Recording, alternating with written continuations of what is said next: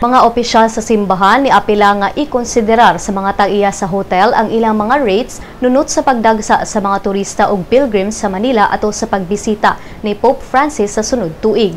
Si Father Jaime Marquez, miyembro sa Organizing Committee sa Papal Visit 2015, nibutyag nga ang room rates sa hotels nga duol sa Quirino Grandstand ug Rizal Park ni saka ngadto sa $400 o dulan 17,000 pesos per night.